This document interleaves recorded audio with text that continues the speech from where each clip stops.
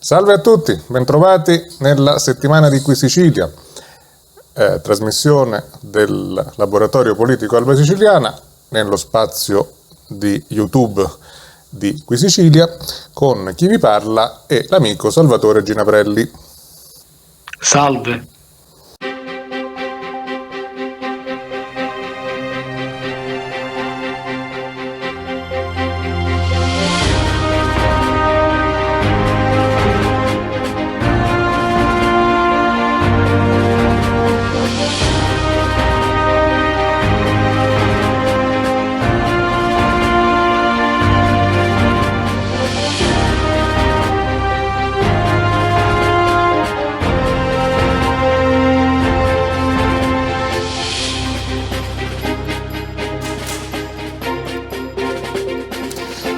Allora, Salvatore, intanto siamo reduci della trasmissione che poi magari diremo qualcosa dopo, però era una cosa che avevamo annunciato, insomma, il tuo lavoro di geopolitica sulle Falkland o Malvine, come si vogliano chiamare, è stato pubblicato e già ha una certa circolazione anche nei contesti specialistici, se vogliamo dire così. Come è stata questa prima esperienza? Pensi che ne potranno seguire altre? Come esperienza è stata piacevole. Ora vediamo un pochettino il riscontro che avremo durante il tempo. Sì, potrebbero esserci altre cose da poter fare. Sicuramente ce ne sono altre cose da fare. E chissà, può darsi, stavo proprio pensando, non lo so, o iniziare qualcosa sulla guerra di Corea o sul Vietnam, oppure per essere più vicini a noi la crisi arabo-israeliana, oppure la crisi di Suez. Ce ne sono cose, no? Sicuramente, e devo dire che per quanto mi riguarda, appunto, io nella parte che ho curato ho imparato tante cose che non sapevo e quindi per quanto mi riguarda è sempre un'occasione di approfondimento e per collocare un po' meglio anche delle vicende nel giusto ordine con cui si sono andate realmente manifestando nel tempo. E tra l'altro la sensazione che ho avuto alla luce di tutta la vicenda, nello specifico di questa controversia, è che, punto primo, non è un evento ma è una situazione, ossia questo caso di queste isole, un po' come la questione di Cipro o come la questione arabo-israeliana, non si concludono certo in un episodio, sia per tutto ciò che l'ha precedute, ma anche appunto in seguito. Potrebbe sempre ritornare fuori e nessuno dovrebbe stupirsi dicendo ma come mai, perché c'è tutta una storia dietro, appunto. Inoltre devo dire che più che la geopolitica vera, i movimenti dell'opinione pubblica, per come sono stati in qualche modo abituati negli ultimi anni a considerare appunto il rispetto teorico, insomma, della sovranità, delle identità, la cosiddetta società multiculturale, eccetera, alla luce di tutti questi fattori che dovrebbero allontanarci dalle epoche della forza bruta, degli imperialismi e via di seguito, quello delle Malvine resta un episodio di quella storia passata, di un clima che non c'è più, per cui oggi in teoria, anche se sappiamo che non è così, visto che c'è anche l'ONU, nessuna nazione o gruppo di nazioni dovrebbe considerarsi legittimata a comandare in tutto il mondo.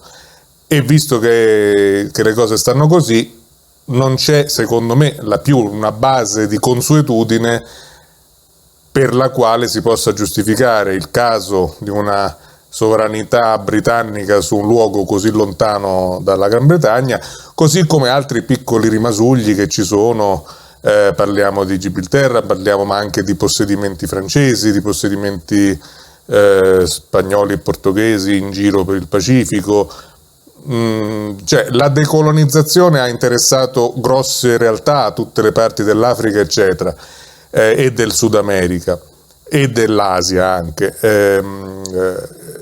E sono rimasti questi atolli, questi avamposti in giro, ma non hanno più senso, insomma. Dove sono questi imperi coloniali oggi, nel XXI secolo? Quindi, se qualcuno vorrà sollevare le questioni,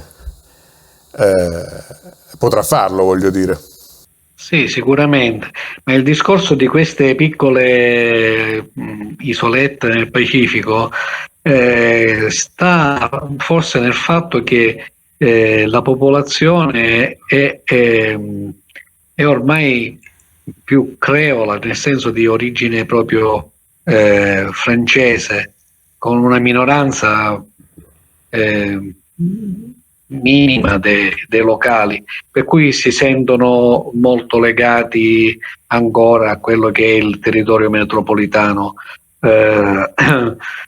del paese di cui politicamente e amministrativamente fanno parte. Questo è un tentativo di dare una giustificazione a questo, non tanto al discorso dell'imperialismo. Volevo precisare che ovviamente il programma che abbiamo, la trasmissione che abbiamo pubblicato sulle Falkland Malvine, più che un resoconto geopolitico, cioè un discorso geopolitico, è stato un excursus storico delle vicende, di come si sono succeduti i fatti, grosso modo. Si è accennato all'importanza geografica della posizione delle isole, alla teoria dei porti, nel senso che chi domina gli stretti domina il mare, chi domina il mare domina il mondo. Potrebbe essere anche interessante, magari prima di continuare su temi specifici, di inquadrare un pochettino cosa effettivamente sia la geopolitica e cosa in realtà non lo è. Questo potrebbe essere una delle prossime puntate, se sei d'accordo. Va bene, intanto dico a chi ci segue di andarsi a guardare questo piccolo contributo che abbiamo realizzato, e così possibilmente, se gli è piaciuto, di condividerlo. Poi chissà, noi non abbiamo effettivamente riscontrato i materiali preesistenti disponibili in rete, in particolare in lingua italiana, su YouTube, insomma, e quindi può darsi che siano più schierati in qualche modo. Ecco, a maggior ragione sappiate che il nostro intento è stato quello di, come diceva Gina Prelli, di mettere i fatti in fila.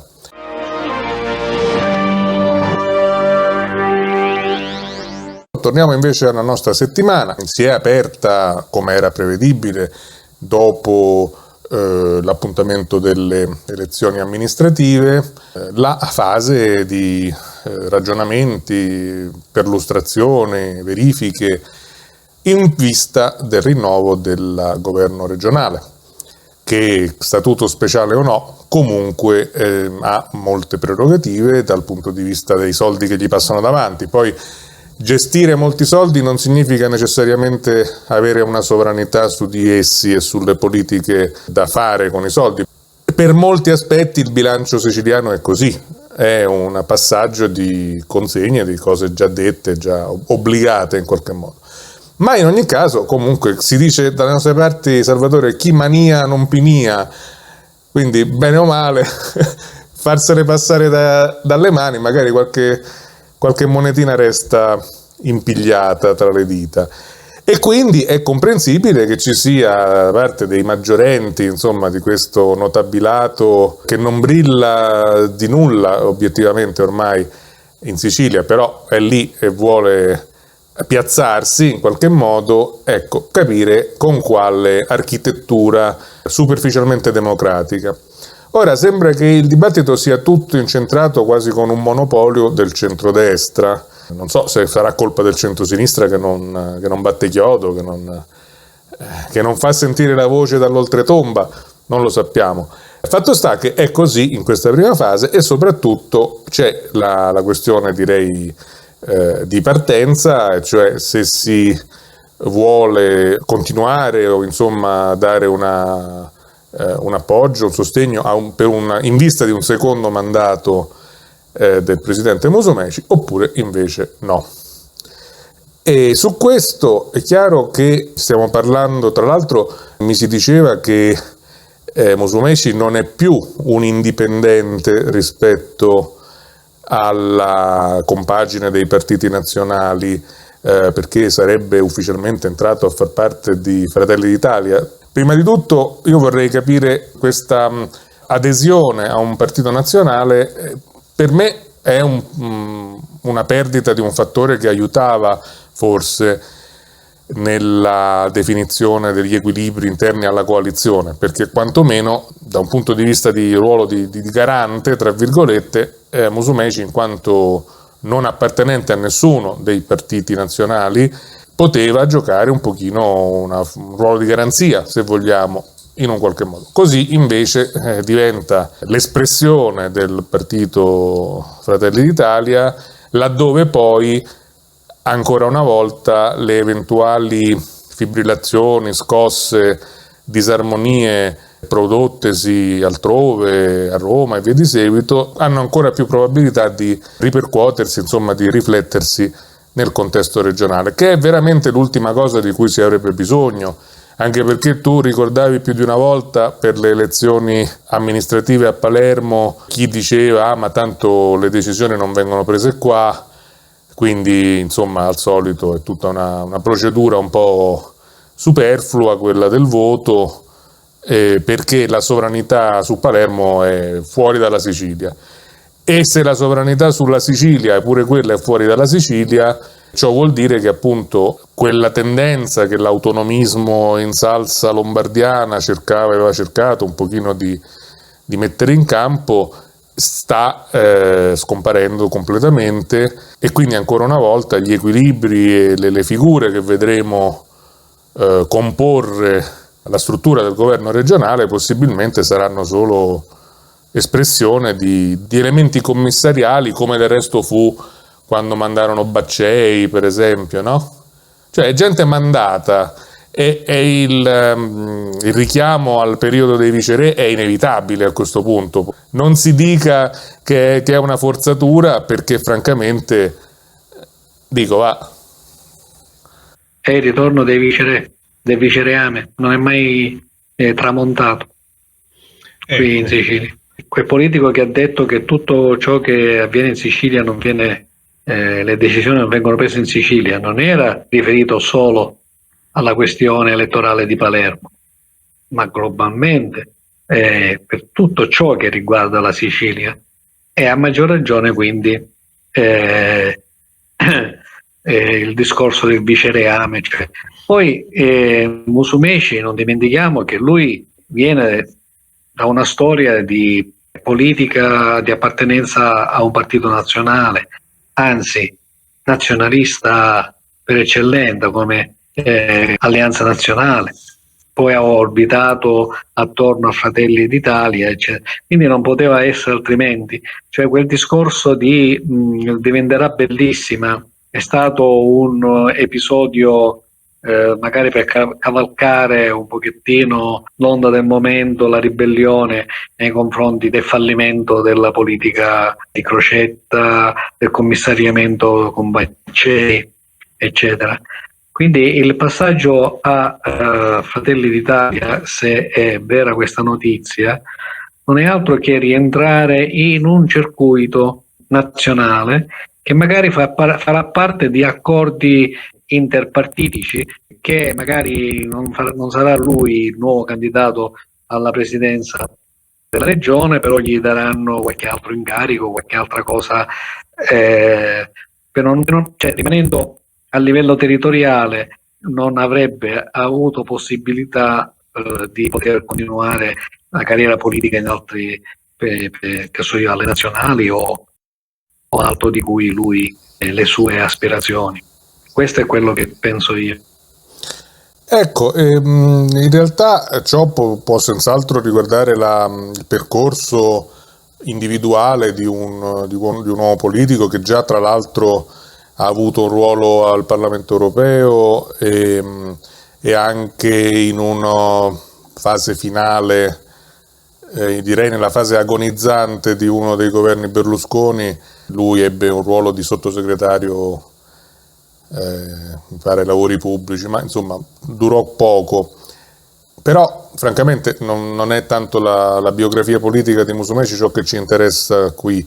Io più che altro riflettevo su questa alternativa che dovrebbe rappresentare, ripetiamo, sempre all'interno del centrodestra, perché pare che non vi sia altro nella politica siciliana, un altro presidente, un altro possibile presidente.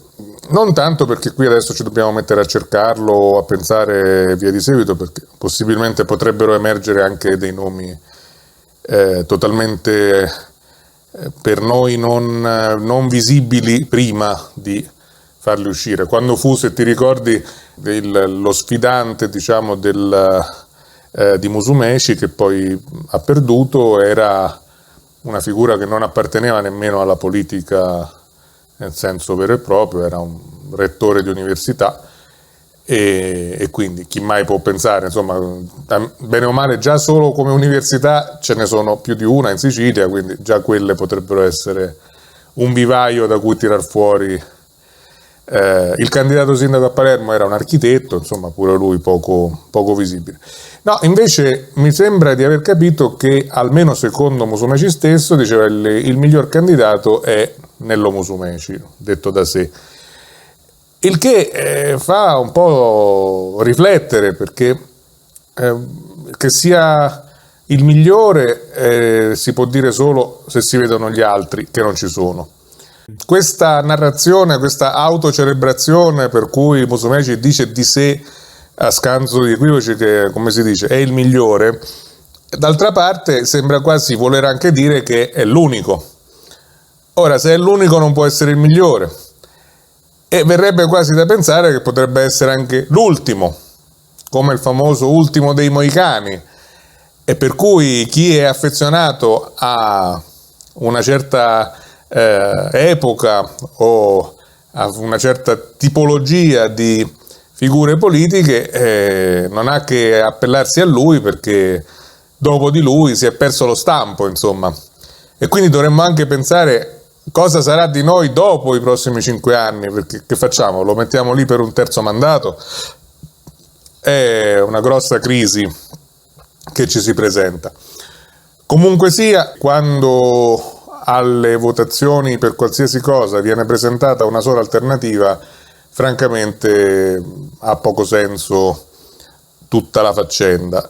Perché si arriva a questo, l'abbiamo detto, possono essere tanti fattori. Sicuramente tu dicevi la scuola politica di provenienza di Musumeci era il Movimento Sociale, Alleanza Nazionale, insomma una certa struttura che ha bene o male attraversato tutta la Prima Repubblica e anche una parte della Seconda, e che è chiaro che poi è scomparsa non lasciando dietro di sé nulla, perché parliamoci chiaro, ma non solo nel centrodestra, insomma non c'è paragone come struttura interna che non c'è oggi, non ci sono scuole politiche, scuole di partito, non ci sono figure di riferimento.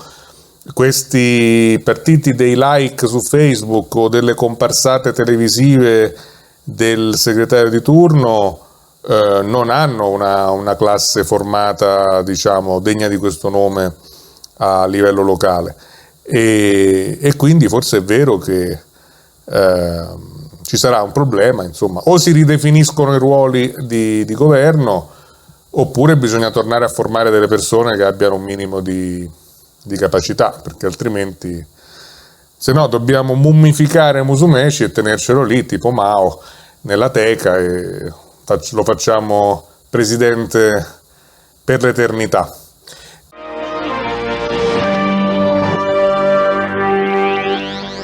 E detto questo, invece io volevo soltanto aggiungere un aneddoto che mi è stato comunicato dalle persone direttamente coinvolte. Sappiamo che il periodo non è dei più favorevoli in Sicilia, soprattutto in zone che si trovano fuori dai circuiti di quel poco di turismo o qualcos'altro, o distretti industriali che in realtà non ci sono, e quindi c'è una disoccupazione che coinvolge le famiglie. Il reddito di cittadinanza non sembra che sia riuscito ad abolire la povertà come promesso. Bene, di fronte a tutto ciò si attivano anche degli strumenti locali come esecuzione, sono lavori socialmente utili o cose del genere, che appunto proprio aiutano un pochino a mitigare queste difficoltà molto forti.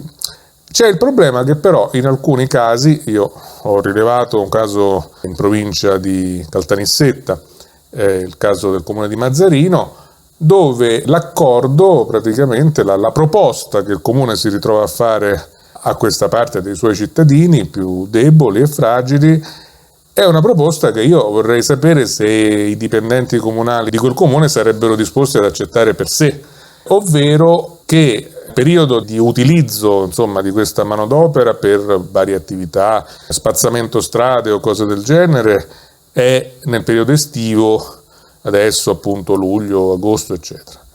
Ma per quanto riguarda poi l'effettiva erogazione del compenso economico, che in realtà è proprio l'unico motivo per cui queste cose vengono fatte, non stiamo parlando di volontariato né di ambientalismo, se ne parla tra dicembre e gennaio e quello che sarà poi all'anno nuovo. Ora, io credo che questo sia una vergogna da rigettare nella faccia a chi ha avuto il coraggio di proporla come un'operazione di aiuto alle persone, non solo e non tanto perché il lavoro pagato dopo mesi allora vuol dire che non serviva ad aiutare il momento della difficoltà, perché queste persone evidentemente possono anche non mangiare, non fare la spesa, ma se poi a maggior ragione ci deve essere questa forma di abbandono materiale, magari queste stesse persone invece di passarsi le mattinate o la mezza giornata o quello che è appresso al comune, si tenevano il loro tempo, visto che non vale nulla, e facevano qualcos'altro per i fatti propri. Invece così si viene a chiedere una prestazione che impiega la giornata e magari invece uno si dedicava ai parenti anziani oppure ai figli e via di seguito, o a trovare qualche altro lavoro in cambio di nulla. Ora appunto quando implementano queste cose, dico, un minimo di senso della realtà dovrebbero averlo gli amministratori, gli uffici, i passacarte, perché altrimenti così è un ricatto, è vergognoso, poi dice ma se non accetto poi non mi chiamano la prossima volta, cioè veramente una dimensione anche lì che, se abbiamo prima citato i viceré, qua mancano i bravi, Don Abbondio, l'innominato, insomma una situazione di proletariato siciliano veramente che ricorda altri tempi, ricorda Rosso Malpelo, quasi quasi, rimettiamo anche le miniere di zolfo. I manutengoli delle campagne, no? Quelli che gestivano le campagne per il padrone e poi facevano angherie con i lavoratori, eccetera. È brutta una situazione del genere, cioè proprio dal punto di vista degli amministratori sono scaduti, cioè nel senso che hanno toccato il fondo, perché se uno accetta di fare dei lavori, di lavorare, è perché ha necessità di lavorare, e quindi la ricompensa, la retribuzione deve essere subito, e non fra 3 mesi. E che fa? Per 3 mesi la gente non mangia. Infatti. E quindi dico, quando poi si parla di inclusione, di cifre stanziate e via di seguito, se non si verifica tutto il processo anche a campione per vedere se alla fine il problema è stato in qualche modo alleviato, sono tutte chiacchiere e sono tutti discorsi possibilmente che nascondono corruzione, malversazione di fondi, dirottamento e via di seguito, e che lasciano il problema esattamente dove l'avevano trovato. Quindi un po' più di vigilanza da parte degli organismi che poi appunto dovrebbero valutare, per esempio a livello regionale, l'assessore agli enti locali o chi per lui dica ma voi dipendenti del comune Mazzarino pigliate lo stipendio dopo 3 mesi o lo pigliate subito? E allora perché dovrebbe andare diversamente per gente che ha ancora più bisogno di voi. E allora come si spiega? Ma sai, io penso che questi lavori socialmente utili, queste cose, se non sono pagati non sono nel bilancio del comune, sono nel bilancio direttamente della regione. E quindi siamo sempre lì, si creano questi posti di lavoro per dire che hanno creato posti di lavoro, però poi in effetti la copertura finanziaria non c'è, quindi si devono aspettare altri fondi, eccetera, e quindi si perde tempo. La problematica è proprio questa. La problematica è che siamo in mano a nessuno. Sì, diciamo che sono tutte questioni che, se noi pensiamo ai nostri rapporti e le transazioni economiche con tutte le varie situazioni che ci circondano e che ci riguardano, comunque non possiamo accampare scuse quando chiediamo una prestazione, un servizio a qualcuno e poi glielo dobbiamo pagare. Non è che gli possiamo dire: sai, però non sono fondi, sono di mio cugino, del cognato, poi appena mi arrivano. La gente non vuole sentire storie. E quando fu quella caduta pesante dell'immagine del precedente presidente Crocetta, che venne crocifisso, diciamo, sulla questione degli aiuti agli invalidi, agli handicappati, o come li vogliamo chiamare, in Sicilia, c'era poco da tirare via storie di bilancio da chiudere e bilancio da aprire. La problematica di persone che possibilmente rischiavano anche la salute o la vita per mancanza di terapie, di aiuto. Cioè, dici: io intanto muoio, poi tu, quando hai finito di sistemare le carte, magari, ecco, fai fare una bella corona di fiori alla memoria, e comunque sono soldi spesi bene. Non credo che questa gente per se stessa ragioni così, torno a dire. Quindi perché deve invece arrampicarsi nei meandri della burocrazia quando si parla degli altri? Voglio dire, non capisco questa differenza di trattamento.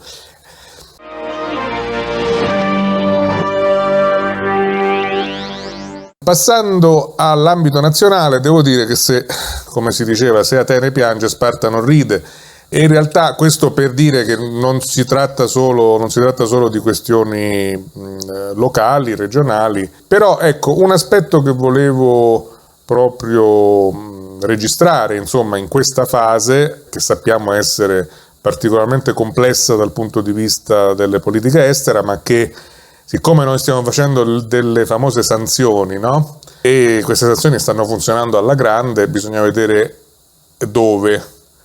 Pare che stanno funzionando molto bene qua, però in realtà dovevano funzionare da un'altra parte.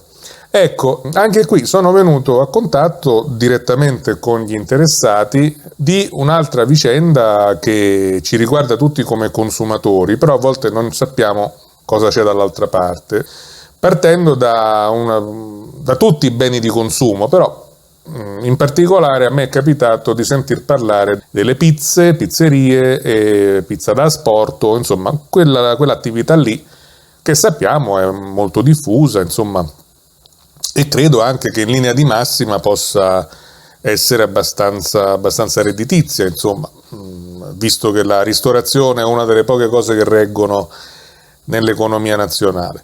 Però praticamente che è successo? Aumenti nelle pizze di 50 centesimi per qualsiasi, a prescindere dal prezzo originale. E però mi si dice: sì, ma questo aumento è in realtà così un pannicello caldo, anche se già ci saranno critiche: ma come è qua che siamo diventati tutti ricchi? Perché a fronte delle spese che si compongono di materie prime, ovviamente, e ingredienti, insomma, e anche costi di esercizio, in particolare il consumo energetico, insomma, perché queste pizze bisogna pure cucinarle in qualche modo, in effetti una diretta ricaduta, senza voler aumentare il proprio guadagno, ma semplicemente diretta ricaduta dei costi sul prezzo finale da mettere nel menù delle pizze, avrebbe dovuto comportare un raddoppio dei prezzi. Quindi la classica margherita da, diciamo, 5 euro, se esistono ancora, diventava direttamente da 10, una bella pizza di quelle più con porcini, ora facciamo venire fame ai nostri ascoltatori, mozzarella di bufala e compagnia bella, crema di pistacchio, quindi giustamente da 10 euro ci stanno tutte, e vai con i 20 euro. Ok, che problema c'è? Ora, appunto, siccome sarebbe successa la guerra civile, nel senso che poi sarebbero tutti presi col pizzettaro, insomma, tipo anche qui gli assalti ai forni dell'epoca di Renzo e Lucia, il pizzettaro ci tiene alla pelle e quindi ammortizza. Però, dal mio punto di vista, sbaglia facendo questo, perché in realtà sta facendo un prestito, di fatto, sostanzialmente comprimendo i suoi guadagni legittimi, perché in finale è lui che impasta, è lui che tratta con i clienti, voglio dire, non è che gli ingredienti, la salsa di pomodoro, la farina da sola produce quel valore aggiunto che è la pizza. Sta facendo appunto da ammortizzatore a tutto il mercato dei prodotti che viene prima di lui, insomma, all'ingrosso.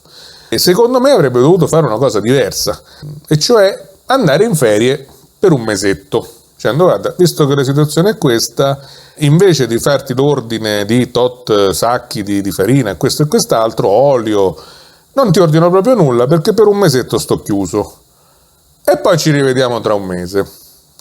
A quel punto gli aumenti non ci sarebbero stati nel menù, non avrebbe dovuto uscire questi soldi, dice, ma neanche avrebbe avuto entrate. Ma possibilmente ci sta andando in perdita, non lo sappiamo, ma avrebbe lanciato subito, immediatamente, un segnale d'allarme, una forza di reazione immediata per dire: no, guardate che io non posso fare né questo, né scaricare appunto sui clienti questo sovrapprezzo, vedete un po' che dovete combinare a livello industriale, eccetera, ma l'allarme viene lanciato subito, insomma, mancano gli ordini e tutto il meccanismo si grippa. Del resto questa, se vogliamo, eccitabilità del dibattito, quando si parla di benzina e di carburante, c'è il prezzo psicologico dei 2 euro al litro, insomma, si reagisce subito. Perché in tutto il resto delle materie e dei prodotti non deve essere altrettanto attenta alla vigilanza di tutti e anche e soprattutto di chi fa un po' da cinghia di trasmissione e rischia di vedere il suo ruolo di vendita al dettaglio, insomma, che già per molte cose dalla vendita online, insomma, è stata sostituita. Ecco, su questo rapporto tra inflazione reale, inflazione percepita e compagnia bella, hai qualche notizia, qualche percezione dalla strada? Allora, il problema è molto più complesso, a mio avviso, perché a parte il fatto che il discorso della pizza è un bene voluttuario, e se lui aumenta di 50, vuol dire che si è fatto i conti e significa che spalmando l'aumento sulla clientela abituale che ha con quei 50 centesimi si vede che comunque copre, perché altrimenti avrebbe chiuso l'attività, tranquillo, su questo qua. Per rimanere ancora lì, aumentare 50 centesimi significa che ancora ci esce. Il problema è a monte, è tutta una catena di Sant'Antonio, è a cascata, cioè se il carburante continua ad aumentare e quindi chi mi deve portare la farina, cioè il mulino, che se prima per portarla chiedeva 10 euro a sacco e ora gli costa 2 euro in più a sacco per il trasporto, te la deve vendere a 12 euro. Così anche con l'energia elettrica, il forno. Un'altra cosa, l'aumento in agricoltura dei concimi. Ora noi importiamo, dice c'è scarsità di frumento, eccetera, perché c'è questo blocco, a parte che noi lo importavamo comunque dal Canada. Comunque, a questo punto, se dobbiamo abbattere le spese o stare lì perché non prendere il grano dai nostri produttori, anche se costa qualche centesimo in più al chilo? Tanto poi va lì la cosa. Certo, poi i nostri produttori, e se già per tenere la loro produzione vendevano più caro rispetto agli altri, ma il gasolio per i trattori aumenta, se hanno difficoltà ad avere i concimi, se poi ora si mette pure che non si può nemmeno irrigare perché praticamente c'è questa crisi idrica, cioè questa è tutta una questione. Il problema non è il pizzaiolo il problema è tutta l'intera popolazione che non riesce a fare una rivoluzione economica, come la chiamo io, cioè bloccare per esempio di andare a fare benzina, mettersi d'accordo, la macchina, chi è vicino dice andiamo a lavorare, ce la prendiamo una macchina a settimana a giro, così si riduce, oppure i mezzi pubblici, prendere i mezzi pubblici, cioè fare in modo che tutte queste società che distribuiscono il carburante devono andare in perdita, perché se non vanno in perdita loro continueranno a fare uso Dio, come si dice qui in Sicilia, cioè praticamente continueranno ad aumentare, se si sono messi in testa da portarlo a 2,50 euro, 3 euro, ci arriveranno, però noi siamo qui a lamentarci su Facebook e basta. Non si ci deve scendere nemmeno in piazza perché ti bloccano, ti bastonano. Bisogna fare rete e dire per una settimana non accendiamo più la televisione, facciamo andare perdite. Un'ora al giorno, spegniamo tutto, sovraccarichiamo la rete. Un giorno alla settimana, oppure un'ora al giorno, tutto chiuso. Non andiamo a fare benzina. Cioè, sono sacrifici che si devono fare, ma qualcosa si deve fare, perché altrimenti è inutile che parliamo, è inutile che si parla.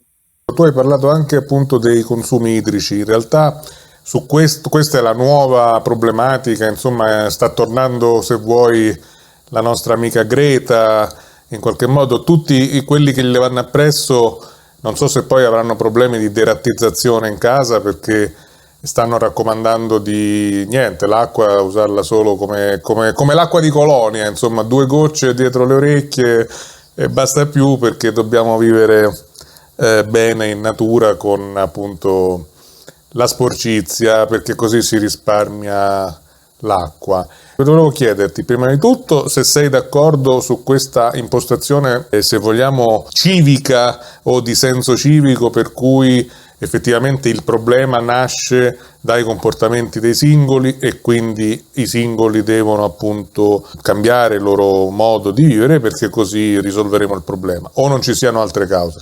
Secondo, un parere tecnico ti volevo chiedere, perché tra i vari provvedimenti che stanno in particolare coinvolgendo i comuni del nord Italia, perché anche lì perfino sotto le Alpi, insomma nella pianura padana eccetera eccetera, acqua pare che sia difficile trovarla, c'è stato un comune, credo in Trentino, che ha invece fatto direttamente un razionamento, invece di obbligare, dice guarda se ti vedo a lavare il cane ti faccio la multa, o a lavare la macchina non se ne parla e via di seguito, insomma gli usi solo domestici strettamente necessari, però non possiamo vedere cosa fanno le persone dentro casa, ha direttamente deciso dalle 10 di sera, mi pare, alle 6 di mattina di chiudere l'impianto di distribuzione idrica. Mi è stato detto che questo produce dei danni alla manutenzione, perché questo svuotamento e poi riempimento successivo quotidiano delle tubature le sottopone a uno stress e le fa invecchiare prima.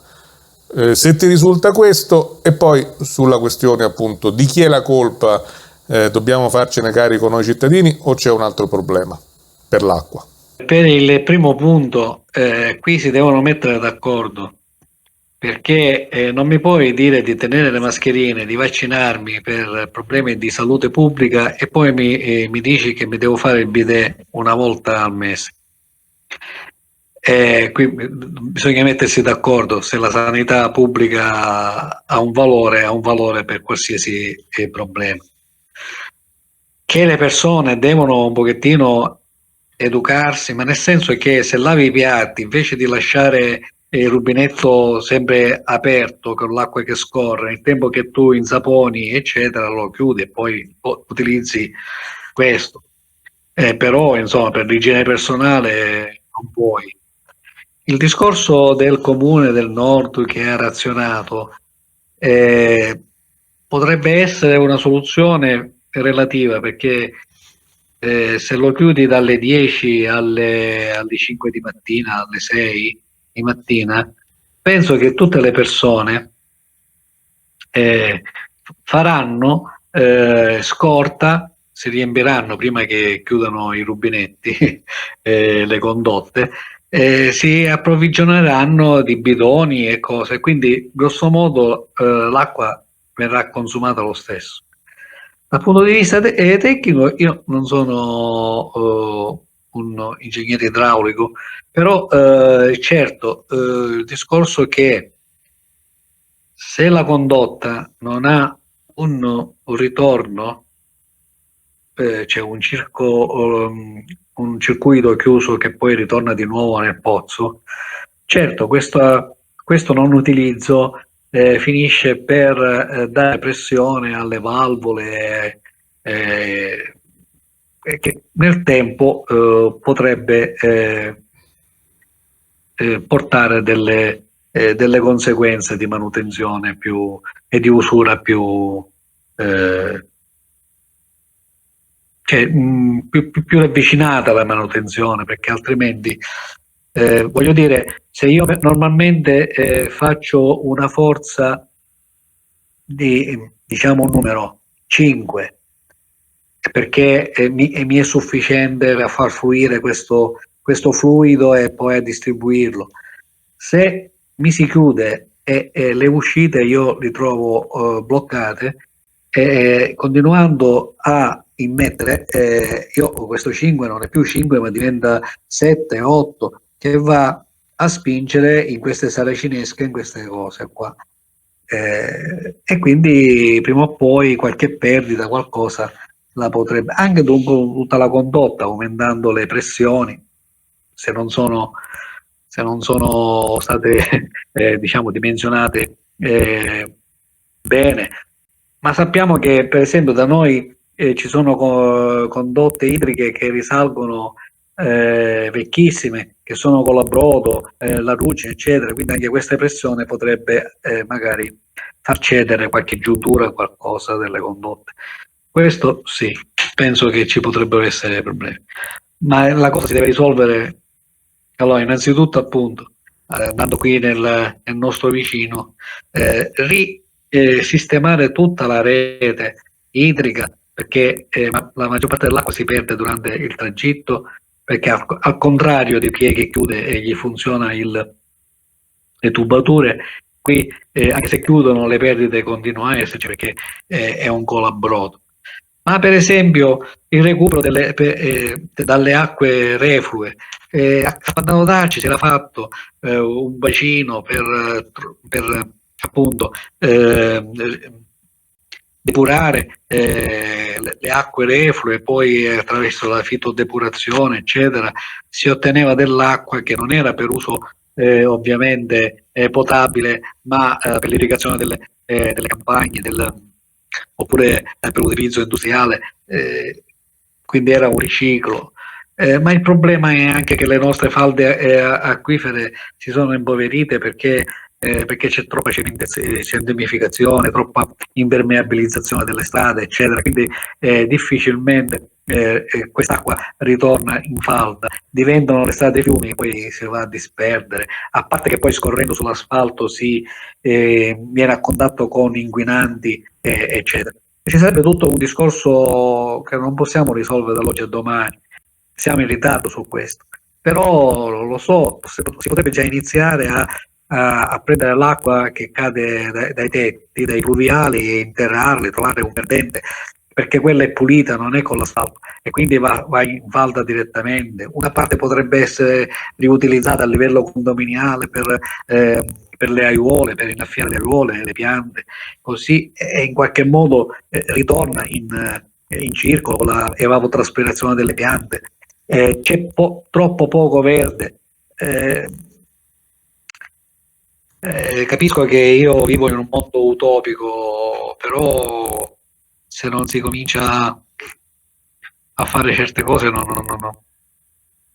Poi per ritornare un pochettino, questa è una parentesi, si possono fare le compostiere di comunità, e allora tutto questo umido, eccetera, facendo il compost, visto che i concimi costano, eccetera, potrebbero in qualche modo abbattere i costi. Certo, non è che siano sufficienti solo questo, però in parte ce ne sono soluzioni, potrebbero essere soluzioni.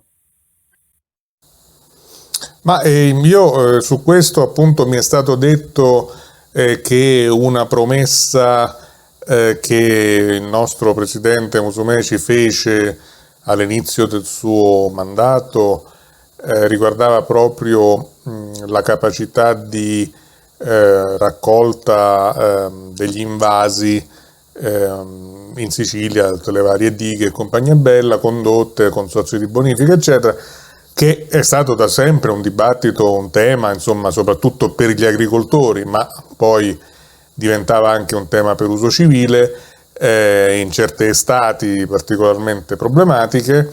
Lui aveva promesso un raddoppio di questa capacità complessiva, quindi se non ricordo male erano 60 milioni, devono diventare 120 o qualcosa del genere, o forse addirittura di triplicarle, quindi dovevano diventare 180 milioni. Non lo so.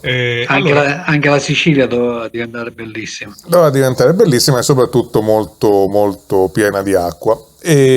Ora, se qualcuno di quelli che hanno la possibilità di interloquire con il suddetto probabilmente prossimo candidato avrà anche la forza di sollevarsi da terra dove striscia di solito per fare una domanda del genere, non maliziosa, ma semplicemente riferita a una sua, appunto, a un suo impegno, dice com'è finita, poi lui tirerà fuori che ci sono state le cavallette, i problemi, però il problema è il problema è sempre trovare i soldi, trovare i soldi.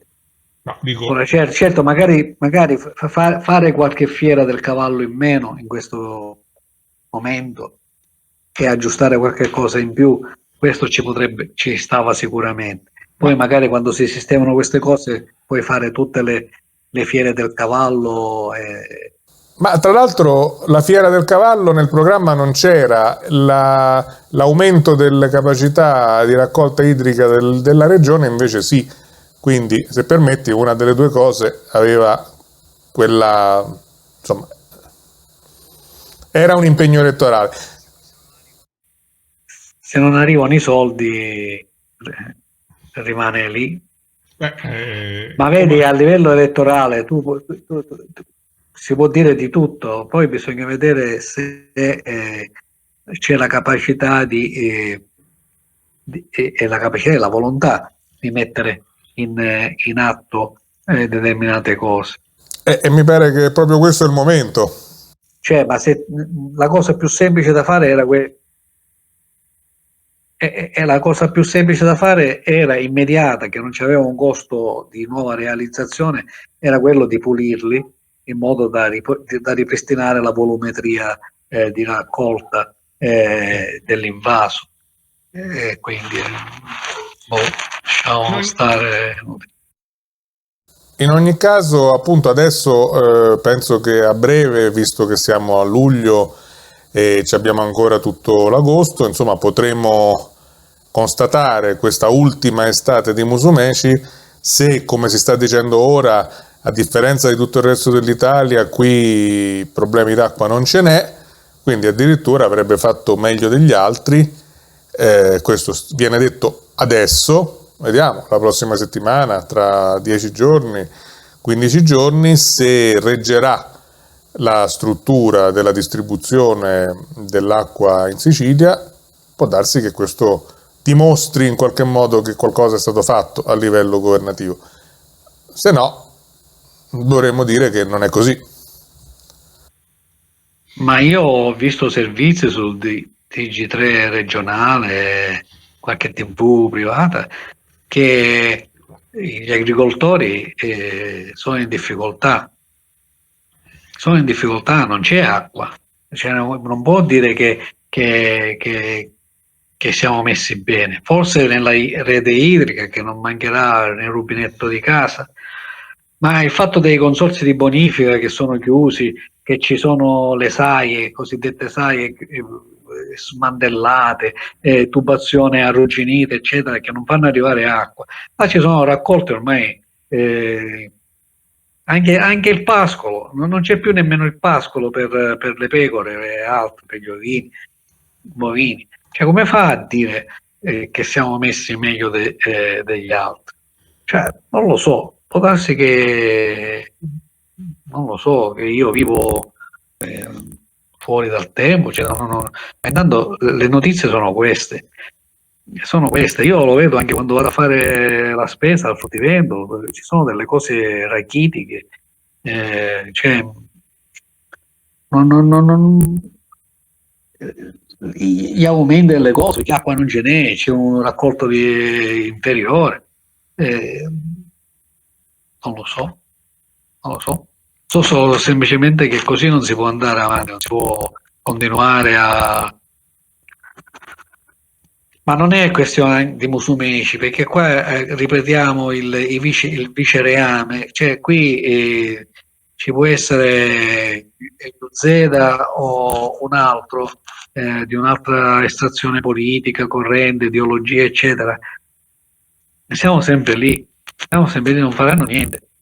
Anzi, forse sono lì proprio per evitare che si faccia qualche cosa, perché lì sopra subito stato di emergenza per siamo sempre lì, la Mitteleuropa, la trazione economica del paese è lì sopra, quindi è ovvio che in qualche modo devono dare in precedenza lì sopra, perché altrimenti veramente tutta questa economia, quel pochettino di economia italiana che è rimasta, se ne va a fare benedire. Noi siamo soltanto mercato e basta.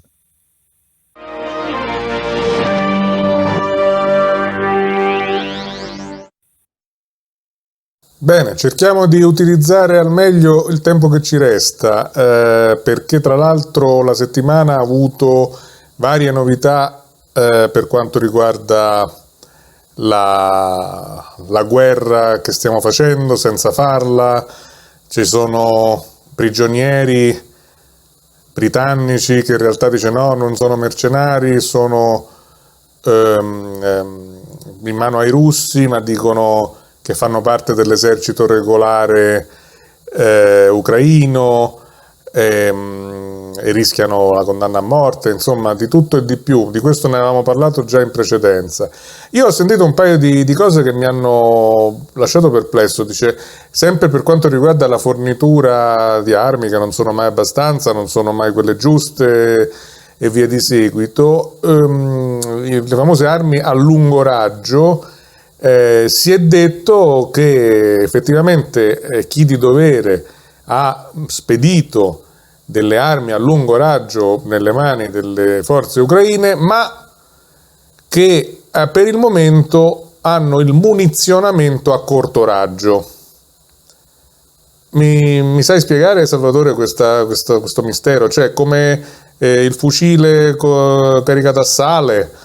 Cioè, dipende dal proiettile che ci metti dentro, spara più lontano, più vicino. Allora, la testata esplosiva di un missile è l'ogiva, cioè la parte che sta davanti, no?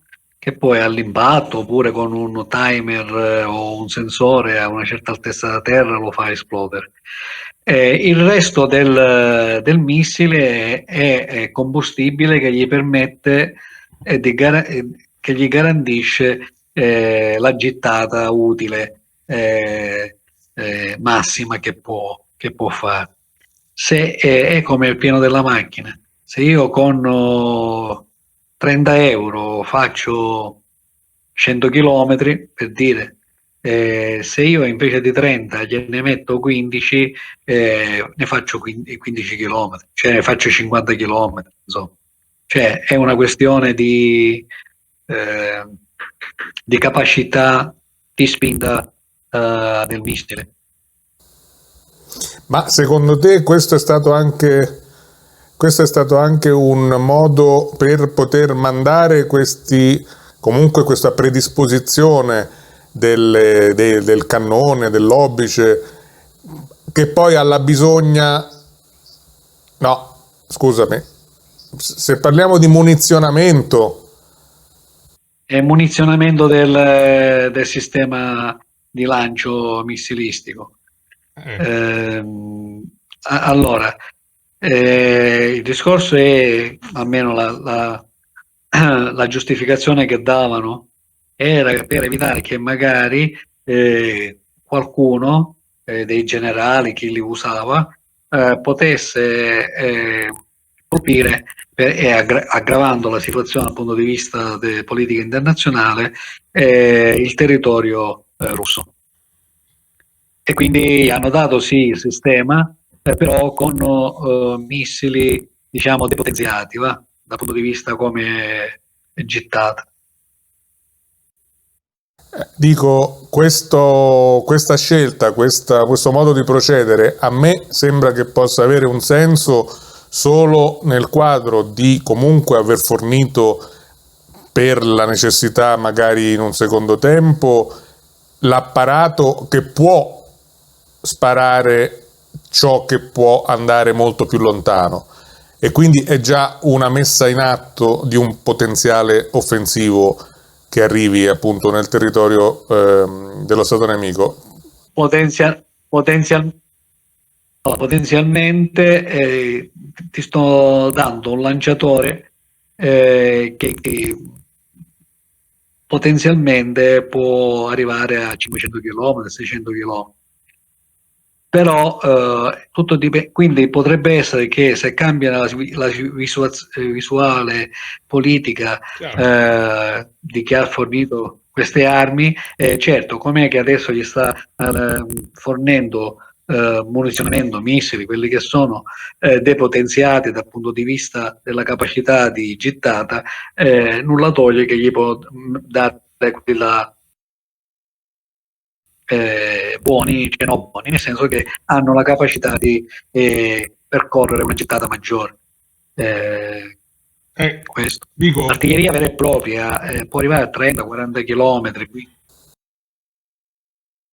Sì, ma dal punto di vista della questione simbolica, se vogliamo, dell'incremento del problema del conflitto, insomma, della sua degenerazione o della sua estensione, può veramente essere limitato da dei trucchi di questo tipo, tra virgolette? Sarebbe come dire, io mando dei trattori cingolati agricoli, poi da un'altra parte ci sono torrette con cannoni, finché la torretta è in un magazzino e il trattore in un altro non succede niente, però stanno lì a 20 metri, le metto insieme e ho fatto il carro armato.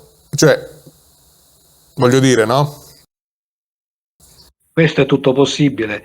Esistono aggressivi chimici detti binari che praticamente presi singolarmente i componenti non sono armi chimiche, però nel momento in cui li mischi diventano, quindi uno può dire l'Italia non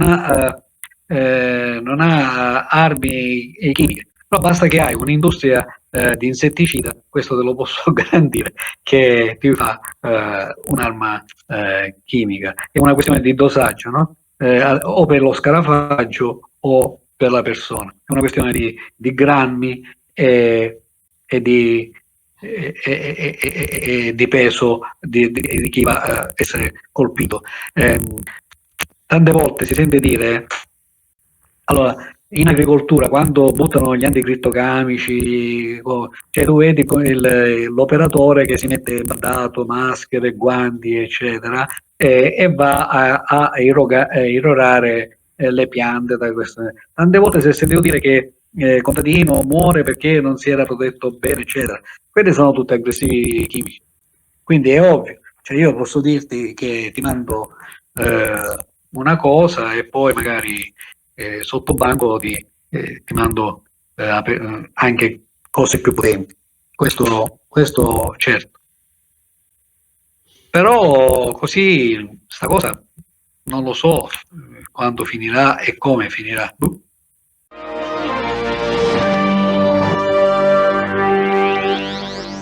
Potremmo affrontare tanti altri aspetti, ma li rimandiamo alla prossima settimana, anche perché effettivamente la questione dell'enclave o exclave di Kaliningrad vedremo meglio cosa significherà. Ancora le cose sono troppo fresche in un certo senso. Però ti volevo chiedere un altro parere su questi aspetti che ho sentito più nello specifico. C'era una trasmissione che segnalo qui, interessante, con persone abbastanza preparate sull'argomento, in cui si contrapponevano anche delle tesi diverse, però guarda caso senza darsi dei filo Putin, filo Biden, spia del nemico, cioè nel rispetto reciproco, cosa che ormai abbiamo completamente dimenticato, quindi dovremmo tirarci le bombe tra di noi anche in studi televisivi, fare una spremuta di sangue, come si diceva, perché così si fa. E si parlava della capacità offensiva degli Stati Uniti, e si diceva addirittura, che veramente uno cade un po' dal pero, dice: ma gli Stati Uniti sai da quant'è che non combattono una vera guerra con qualcuno che insomma veramente conta da un certo punto di vista? Se la sono sempre vista con i pecorai talebani, insomma, nelle grotte, così, cose piuttosto facili, totalmente impari come confronto bellico, e quindi in realtà adesso possibilmente, chiamati a una prova di vera efficienza sul serio, potrebbero anche fare cilecca. E in particolare si citava il caso nel campo dell'aviazione dei famosi F-35, che poi qualcuno dovevamo comprare anche in Italia, non so com'è finita, se ce li hanno dati in kit di montaggio oppure... Ecco, sì, l'abbiamo comprati, che si dicevano... L'abbiamo comprati. Però si diceva che questi F-35 in realtà dicevano che erano una truffa dei produttori, in quanto costosissimi e a livello di prestazioni peggiori dei loro nonni F-16, perché sul campo si era visto che non davano le stesse prestazioni.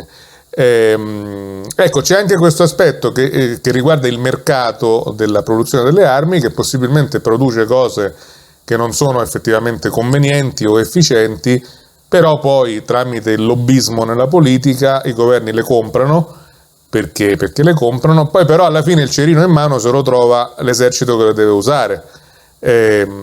Hai avuto sentore su questa faccenda di questi aerei che in realtà sono una mezza truffa? Sì, ne ho sentito dire, io ovviamente non mi intendo di aeronautica. Ho sentito dire che comunque le prestazioni degli F-16 aggiornati sono migliori di questi F-35.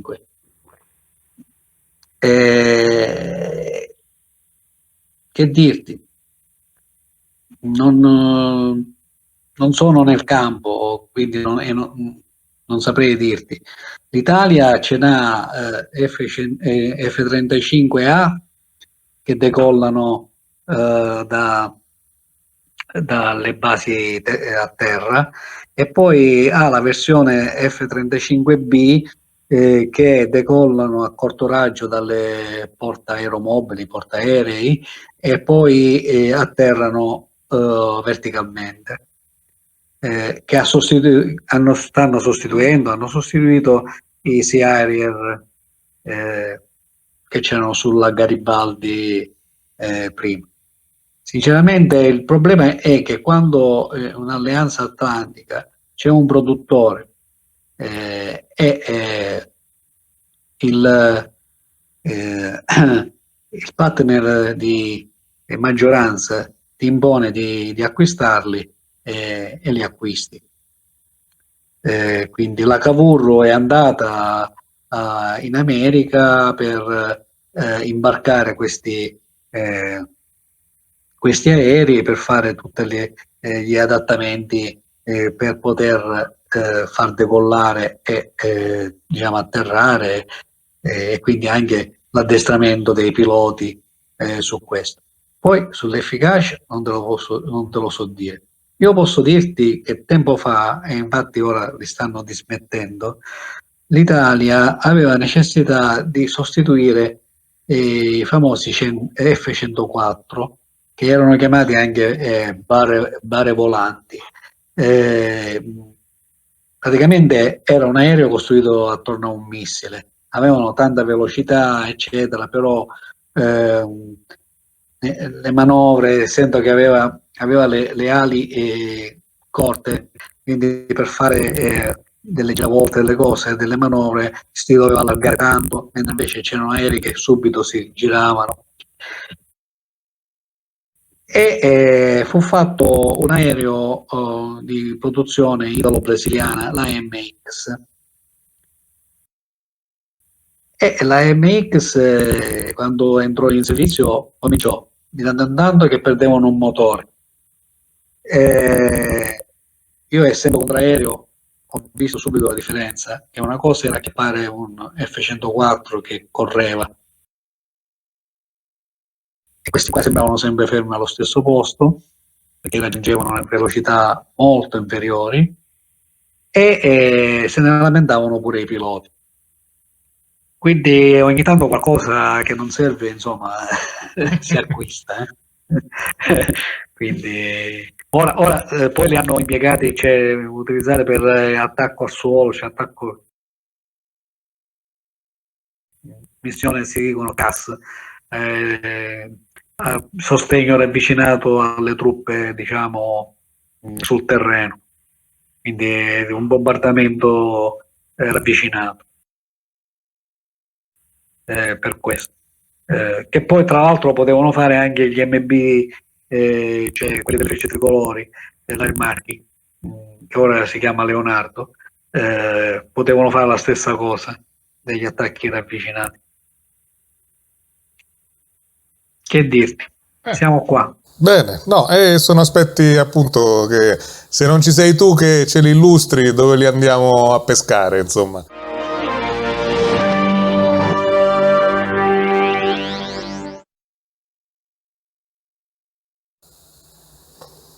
Bene, dicevamo che c'erano altre cose che appunto siamo costretti a rinviare alla prossima puntata.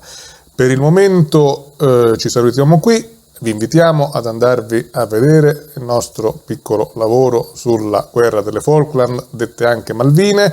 Guardatelo, se volete diteci anche cosa ne pensate, se vi è sembrato obiettivo, di parte, schierato.